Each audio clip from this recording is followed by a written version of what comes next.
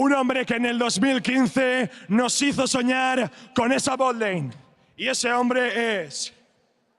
Mithy!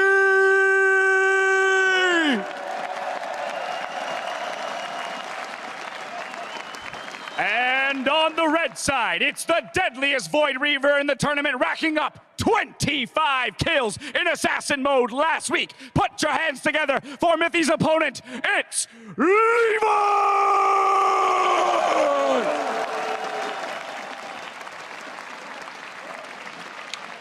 I'm feeling so beta right now. Why? All these like alpha males shouting, Levi. Yeah, you and me and our girly voices, Mitch. Sadly not suited for the hype, but we can talk about the 1v1s. Yep. And we know, obviously, Mithy very well.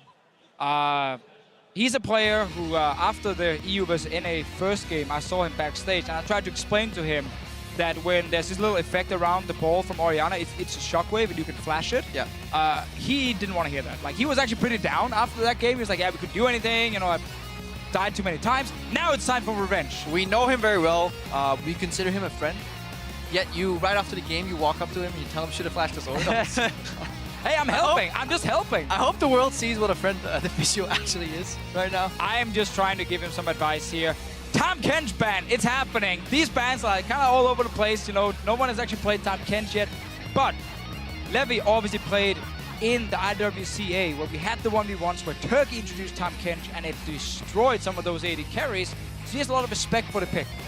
Yeah, the pick kind of developed for two different reasons. The voice actor that initially did Tahm Kench sadly passed away in the Turkey region. It turns out this champion is pretty strong 1v1, Yeah. so it's a double win, an homage, and a strong champion. But let's not focus on it too much. Bans are running through. Yeah, funny story about the Kennen ban. You saw Mithy laugh before. His match history from the practice beforehand is like 10 Kennen games in a row. And he was like, oh, if Levi actually checks my match history, he's going to ban it, and then I'm done. It's like all he's been practicing. Caitlyn is open. Caitlyn should never be open in 1v1. She's too strong. Poke is great. Sustain is fine with Warlords. She's so difficult to play against. Yeah, difficult to play against. It's actually really interesting with the new Caitlyn. He just locks it in. 5 seconds left. Mithy has not been watching the meta evolve. And when we see the Caitlyn lock-in obviously on the screen, that could be just a Teemo fighting against it. Teemo can get outranged. Yeah. I think the way to go about it is you want to kind of eat trap combo actually, to keep him out of range and then get the headshot. You can actually buffer both the Q and the trap with your E. Right. And then you just want to outdistance the Teemos and then disengage once you get blinded. Yeah, exactly. And one of the ways, again, you can play around these AD carries is, again, by using the bushes on the side, the brushes on the side, so effectively. But Caitlyn is the one AD carry who can kind of counter that because she can put a trap in there and make it really hard for you. We did oversee the Teemo, once again, was a bait. It got swapped. Last second, it's Caitlyn versus Caitlyn. Both players realized we didn't ban it, we have to pick it. The rule of 1v1. The rule of 1v1. And I actually like the heal from Mithy here, because Caitlyn, like, it's not a burst champion, so the barrier won't actually get to very often at least. Yeah. Unless you use it on the Q and an auto attack after. If you get a Q headshot that you can barrier, maybe it's worth it, but that means you have to be on top of like your stuff. Yeah, which, I mean, normally a pro player would be. You would expect, but then again, we've seen worse from Mithy today. Yeah, he's the man running heal, though. He also changed it. Man, these guys are just changing. They're all changing the time. everything. We're actually trying to bait all of you guys, so it's not Teemo, it is Caitlyn versus Caitlyn. It is actually barrier Caitlyn. versus Like, barrier. We might be wrong about some things about this heal that the Fisher is seeing. He has been seeing some things lately. I thought it was heal. The voices inside my head said it was heal. And then it's actually barrier right now.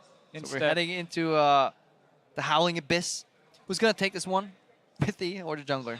Ooh, I mean, so far we've seen Mithy on Zyra. That didn't go too well. So automatically you put some of the emphasis on Levi here, because he has played a lot of like these maps here. Because I actually talked to Clement, and in the Southeast Asian region, and especially in Vietnam, where these players are from, they actually really love 1v1s. They play them a lot. They say it's like one of their favorite game modes.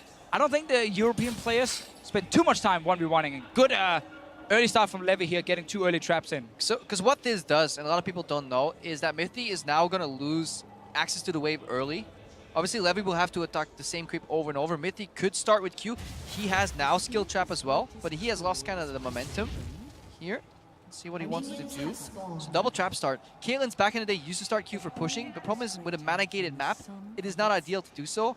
Especially if the Caitlyn plays out of the wave, because you can never then get the wave and the Caitlyn at the same time. Mithy does have Green Filer's gift though. If he can actually step out and just trade like one auto attack with Levi, it would be in Mithy's favor, just ever so slightly here. The game will not be decided level 1 when it's Kate versus Kate. Not exactly an all-in champion. Wait, he started Q. Clicked on the wrong Caitlyn. Once again, the casters are getting baited. Yep. Time to retire, Mitch. You Mithy and me both. Twice. I'll become an observer. So Mithy looking to utilize that Q to get the push going early. Good trades in between auto attacks. That's what you always want to do. The problem is Mithy, if he forgets about these traps being placed in the brushes next to him, he may pay the price later on. Obviously, he has a little bit of access to the wave earlier. And notice how, again, he's just using Q on minions. Like, he knows, yes, I could try and hit the other Caitlyn, but that damage difference probably won't make that big of a difference. But getting the push advantage, especially if you can get these minions on the tower, where the tower will take some of them, you can suddenly get a bit of a CS lead. Yeah, and he's definitely being rewarded for the push, because the traps behind him are slowly fading away. Again, at least hitting 1 minion at a time. So when it does get sidestepped, just like you said, there is still value there. Pushing on. But this is not the most exciting matchup. Like, Kate versus Kate is very much a farm fest normally, and then seeing, can I poke the guy down enough so he has to go back to base, take like a bad recall, and then maybe try some super risky trade in the end. But it's so hard for both these Caitlyns to actually like all in each other. Yeah, that's why it's up to us right now to kind of highlight the nuances. Levi going in for an E auto attack trade right there, because he knows he has to stay on the back end. That will fill up his mana again, so he may as well try for it. They never want to overcap your mana when you go for the crystals. He still has the push. Remember, Caitlyn can stack headshot much faster into brushes. That's why Mithy is always staying away from the other brush. Obviously, the fact that you can get auto attacks reset as well. Oh, he really wants to get in there and smack him with a headshot, but Levi just staying just out of range, and we've been on this side for quite a while now. Yeah, and that's kind of the cadence, you know. See headshot, step away from the vehicle, walk up for EQ combo. That's a good combo by Levi here. EQ into, obviously, the headshot that gets generated for free when you land that E. He takes some damage, and now the next wave comes in much sooner for the side of fire, because it is near their tower, which means Levi can kind of turn the push around. If you trade long enough auto versus auto, the next wave will arrive when your initial wave isn't cleared out yet, and you will bounce the wave. And I really like that I call it there from Levi, just saying like, I can go in and actually use my full rotation, where Mithy has just been trying to poke the Qs over and over, hit like 1 or 2 only during the game. So Levi got that advantage going, and missing this one, sadly for him. Oh, this one is good though. Getting the barrier from Mithy. No mana from Levi. Now both of them will start sustaining with Warlords. Yeah, obviously, sometimes it is good to use barrier, not in all-in, but just to make sure that you can... Again, there is barely any all-in, you know. It really is a poke game. So yeah, if you do trade your barrier for some of his mana in some of these pokes, and maybe like 1 hit in return, good trade from Mithy there, but he's still slightly down. And this means the first base goes to Levi, which means he can then control the next wave again with those items. He will likely choose the base here at the end, because otherwise, if Mithy gets the bounce, the same thing will happen that we saw in the clear-off match. It is just very hard though, getting like an item advantage when it's 33 to 31 CS here. Even if he gets like 1 or 2 CS advantage, you end up just going like Doran's, and then like another potion coming in, and then you kind of go even anyway. It honestly pays off at the end. If you get 2 of these situations where you base successfully, you'll get more items, which gives more pressure at the end if you're racing to 100 CS. Ooh. Or you can take a tower shot. That also works. Let's just say it was the disrespect tower shot. Showing Mithy, I don't need this HP. I can take a tower shot. I can still beat you. I wonder if he should have based there. He had like 1.8k gold. Definitely went for it. Maybe he wants to base on the cannon wave. I mean, that's the important thing here, right? You know, they've been farming for such a long time. You can actually get BF swords, or you can aim for sustain instead and get some more lifesteal and not just value the full damage. Look how Levi's also explaining the brush here. So despite having no mana, he's getting more headshots per wave, which means he can start pushing. I don't think the tower is really the objective in this matchup. No, definitely not. It is hoping that Mithy either misses a CS because of the tower, or Mithy's busy last hitting a CS when Levi can then hit him once or twice for free. Now he's taking a lot of minions to try and get the relic. Oh! Down to level 6. And no barrier. No barrier. Used before, Levi just with enough damage, and great understanding of how much damage he could actually deal right there. Yeah, he stayed because he didn't want to take preferential base and go for the long game. He instead wanted to just reign dominance. He switched over just when that relic was spawning. Notice how he knows the map, because he played on the left side near the brush, generating push, generating headshots, saving his mana for poke. few auto attacks in between while Mithy was farming on a turret, and then he switched right when a relic spawned. Mithy got baited out in the open. Should have probably based there. Got the headshot. Like right here, he's taking so much damage because he knows all he needs to do is just get Mithy. I think also Mithy didn't realize Levi just needed one melee minion for level 6. Otherwise, he would never step forward to try and take it. Like, worst case, you would have gone back to base then.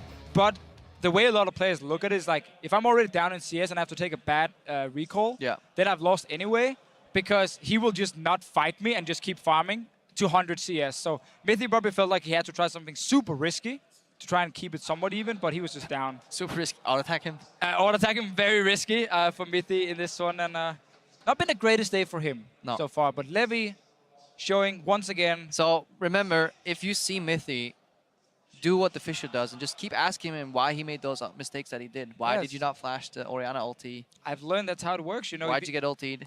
Part of giving, feedback is getting them to talk. Get them, ask them a question and get them to answer. And then later on, you can then use that to give some feedback.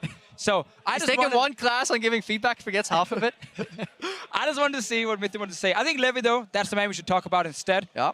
Played this map actually extremely well. We talked about this, back in the Southeast Asian regions. They really love these 1v1s so much. And he got to play last week. So he's obviously been practicing quite a lot. And I feel like this is where they can really add some value for Team Fire. Oh, they're definitely pulling their weight here. He did get punished for the trap start, if we're being critical. But then he bounced back by beautifully just saving his full combo, EQ into headshot every time. And then the second he bounced that wave from under his turret, and Mithy kind of got baited into trading, so the wave stacked much sooner and bounced again. That's when he took the control of the matchup. Got level 6 first, and honestly played it out beautifully. I was expecting him to base, but he honestly had the bigger picture in mind, which was that level 6 spike. Okay, very interesting. Let's move on instead. Let's give it to the guys on stage.